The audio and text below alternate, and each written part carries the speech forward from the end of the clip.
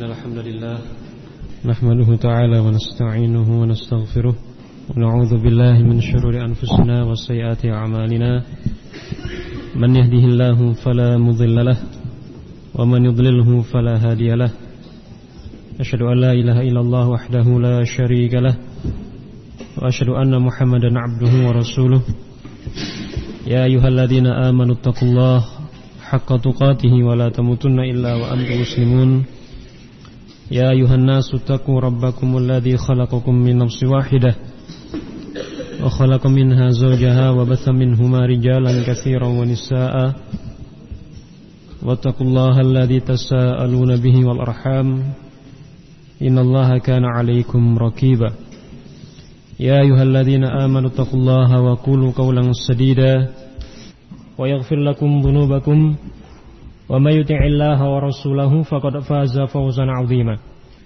ثم أما بعد فإن أصدق الحديث كتاب الله وخير الهدى هدى محمد صلى الله عليه وسلم وشر الأمور محدثاتها وكل محدثة بدعة وكل بدعة ضلالة وكل ضلالة في النار أعاذني الله وإياكم من النار. Ikhwatil kiram a'azzani Allahu wa iyyakum. Melanjutkan pembahasan kitab Fatawa Arkanil Islam.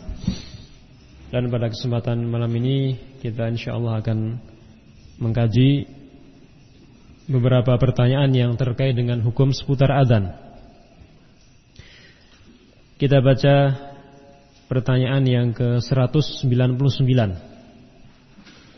As-su'al, hal yasihul adzanu bil musajjil? Seseorang bertanya kepada beliau rahimahullah, hal yasihul adzan?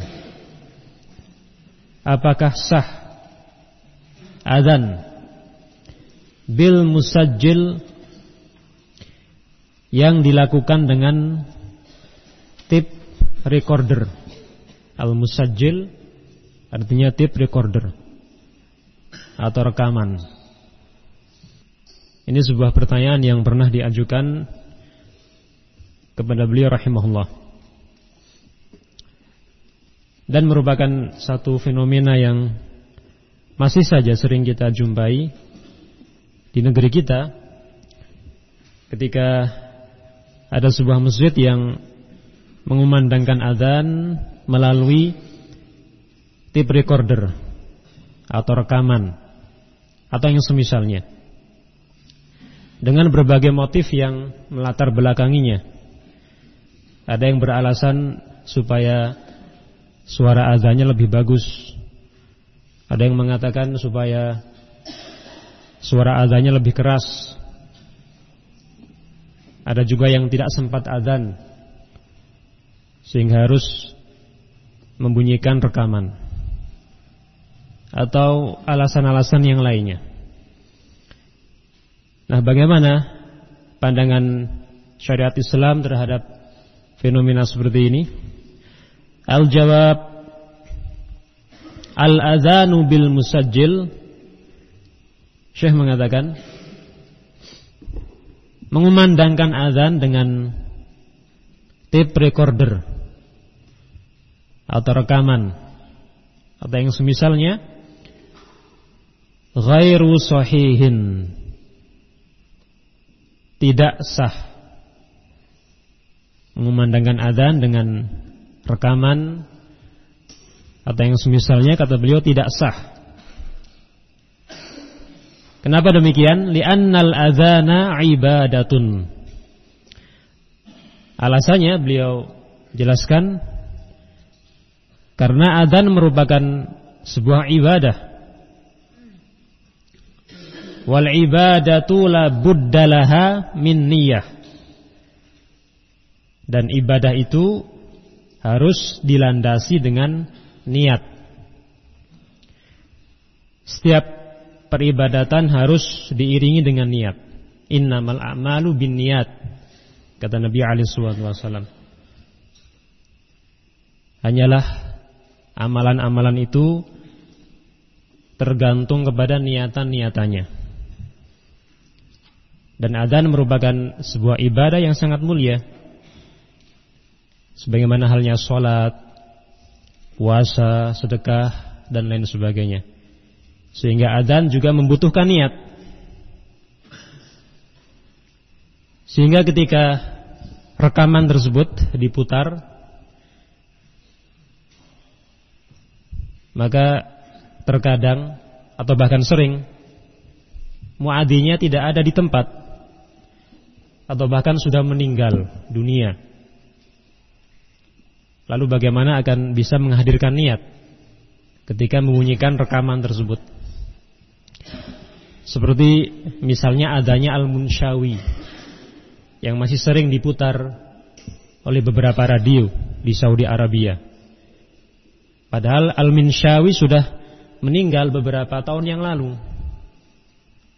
Sehingga perbuatan tersebut diingkari oleh sebagian ulama dengan alasan tadi, adzan merupakan sebuah ibadah sehingga membutuhkan niat. Dan adzan dengan cara seperti ini tidak perlu dijawab, kata para ulama. Kenapa? Karena bukan adzan yang hakiki, bukan adzan yang terhitung sebagai ibadah, sehingga tidak berlaku padanya hukum-hukum adzan. Tidak disyariatkan untuk menjawabnya. Demikian difatwakan oleh para ulama, seperti Fadilatul Syekh Al-Utsaimin rahimahullah dalam fatwa beliau yang lain. Adzan dengan cara seperti ini maka tidak perlu dijawab, karena bukan adzan yang hakiki. Adapun kata beliau dalam fatwanya yang lain, adzan yang disiarkan secara langsung melalui berbagai media seperti radio atau yang semisalnya, mubasyir, live, adzan yang disiarkan langsung melalui radio atau yang semisalnya, maka kata beliau, adzan yang seperti itu adalah adzan yang hakiki, sehingga berlaku padanya hukum-hukum adzan. Disyariatkan untuk menjawab adzannya, kemudian setelah selesai disunahkan untuk membaca doa setelah adzan bagi yang mendengarnya. Demikian dijelaskan oleh beliau rahimahullah. Seperti misalnya adzan di Masjidil Haram yang disiarkan secara langsung melalui Idzaatul Quran misalnya, maka disunahkan untuk menjawab adzan tersebut, kemudian setelahnya membaca doa setelah adzan. Sehingga perlu kita bedakan antara keduanya, adzan yang bersumber dari rekaman atau tape recorder dengan adzan yang disiarkan secara langsung. Ada perbedaan hukum antara keduanya. Baik. Dan seseorang yang mengumandangkan adzan dengan rekaman seperti ini, maka dia telah menyia-nyiakan sekian banyak keutamaan adzan. Karena seperti kita tahu, adzan memiliki keutamaan yang sangat besar, ya, yang sangat luar biasa. Seorang muadzin kelak di hari kiamat, kata Nabi alaihi wasallam, adwalun nasi unuqan. Atau kama qala sallallahu alaihi wasallam. Seorang muadzin akan memiliki leher yang paling panjang di akhirat nanti. Ya, ini sebagai bentuk pemuliaan terhadap seorang muadzin. Atwalun nasi unuqan, kata Nabi alaihi wasallam. Orang yang memiliki leher paling panjang di akhirat nanti.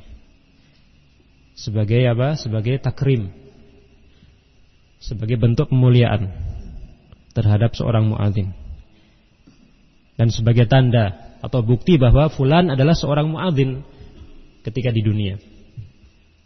Nabi alaihi wasallam juga pernah menyatakan bahwa adzan yang dikumandangkan oleh seorang muadzin kemudian didengar oleh makhluk-makhluk ciptaan Allah Subhanahu wa taala, Ya apapun bentuknya, apakah manusia atau hewan, bahkan benda-benda mati.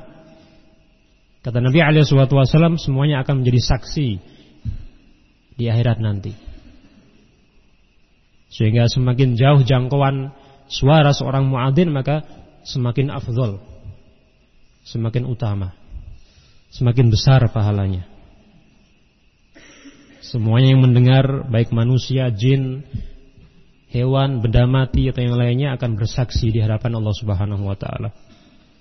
Nah, dan masih banyak keutamaan yang lainnya.